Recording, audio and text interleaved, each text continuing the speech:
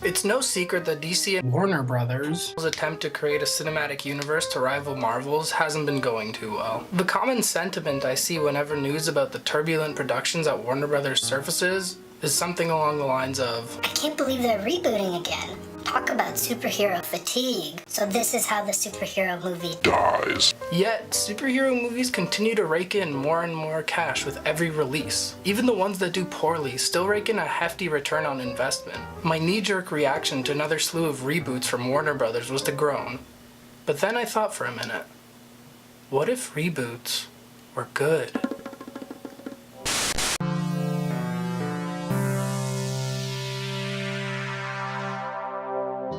News came out recently that James Gunn's Suicide Squad will not be a sequel. Ben Affleck is officially out of Matt Reeves' Batman, and Warner Brothers is working on a standalone animated Batman movie. On top of that, with Disney's acquisition of Fox, you can bet we'll be seeing reboots of X-Men and the Fantastic Four in the near future. So does that mean movie fans are doomed to see the same stories over and over again? Probably not. Sure, we'll see the same name and characters again, but I highly doubt the stories will be the same. Also, retelling is kind of the nature of storytelling. Look at how many stories Greek mythology has influenced. Some of these are trash, but some of these are really creative retellings and reimaginings. Is the superhero movie going the way of the Western? Definitely not.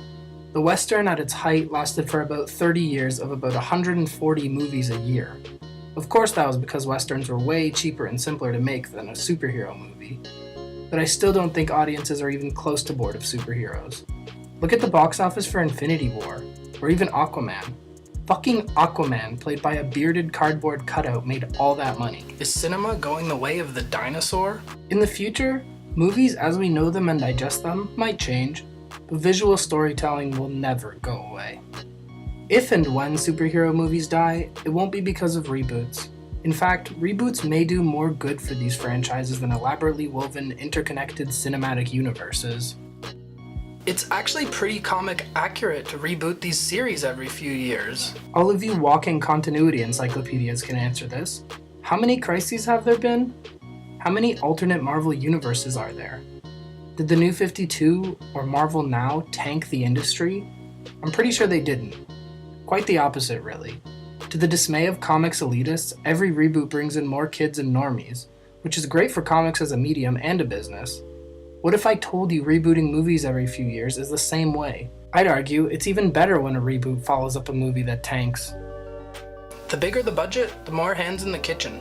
The early DC movies had massive budgets. Man of Steel had almost double the budget of Iron Man. Because of the increased budget, the film's production came with a set of expectations from investors. Iron Man, on the other hand, had low expectations, a decent budget, and a clear vision from Kevin Feige and Jon Favreau. The smaller budget and lack of expectations leaves creators with a ton of room to explore and experiment. Making Iron Man, the director and producer have the freedom to say, hey, here's something that's never been done before, let's give it a shot. Man of Steel, on the other hand, needed to set up a universe and sequels. It needed to top all previous superhero movies, and least of all, it needed to tell a decent Superman story. Arguably, Man of Steel achieved none of that, and I think the budget and expectations are partially to blame. Partially. I'm not saying Marvel movies are perfect. Far from it. Standalone movies are, in my opinion, better than a film bogged down in continuity. Not only does a shared universe like Marvel's cut all of the tension out of the stakes because we know ahead of time which characters are slated for more films, it also tends to prevent newcomers from enjoying the tentpole event films. Infinity War was great, it was fantastic, a ton of fun. But there are so many side plots and character moments that would mean nothing to someone who had never before seen a Marvel movie. Shouldn't a good movie stand alone as a story without leaning on everything around it? That question is subjective, but I do think an elaborate movie universe limits a lot of people from enjoying a film on its own. Thor Ragnarok, for example, was awesome, but it was effectively a soft reboot of the character. You don't need to see any other Thor movie, or Marvel movie for that matter, to enjoy Thor Ragnarok. It's a perfect example of where reboots can succeed. Marvel took on a unique talent like Taika Waititi and trusted him with a huge budget for the first time in his career, and it paid off. That, in my opinion, is where reboots can really succeed. In the inevitable scenario where Robert Downey Jr. or Chris Evans are too old to play their Marvel characters, I genuinely hope they're just recast with younger actors. I know, controversial. Whoever follows them up is going to have a hard time filling their shoes, especially Robert Downey Jr.'s, who has forever influenced the way comics writers write Iron Man. But that's a good thing. If superhero franchises like the MCU last, I hope they just take a similar route to the Bond franchise.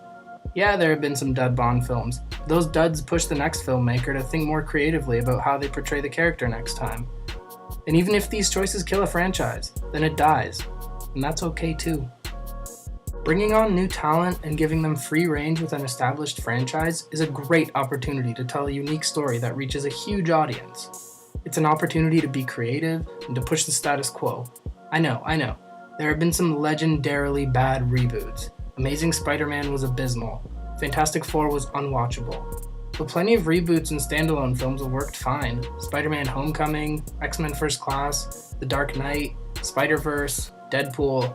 I even go as far as saying that failures like Amazing Spider-Man and X-Men The Last Stand made it possible for some of the best superhero films to be made. It's like, okay, this is as bad as it can get. Just hire someone cheap with a decent track record and let them do what they want. The resulting successes lead to studios having more faith in the artist and less in the franchises. And even though it might not seem this way in the current climate of film, that's what movies are about. Art, not franchises.